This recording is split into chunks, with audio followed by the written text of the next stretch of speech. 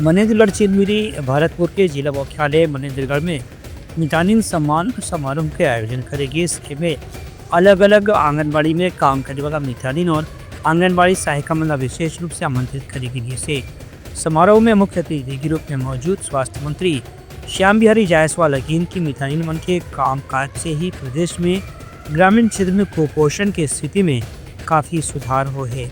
उनका कहना है कि सरकार की योजना ला जब गांव देहात में जमीनी स्तर पर लागू करे के बात आती तो सबसे पहले मितानिन मन की जिम्मेदारी के ही ख्याल आते। उनका कहना है कि इंद्रावती नदी ला पार करके मलेरिया के बीमार बच्चा मन ला दवा दे के काम में भी मितानिन मन की भूमिका काफ़ी बड़े हिस्से।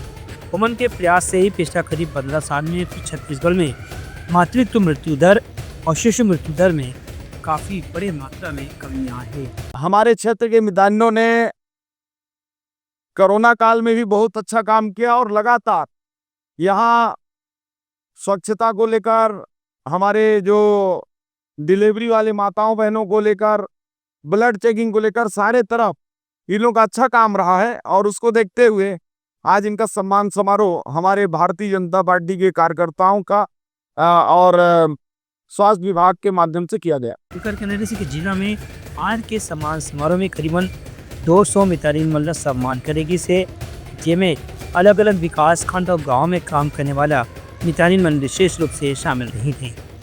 ब्यूरो रिपोर्ट लम्हा न्यूज़।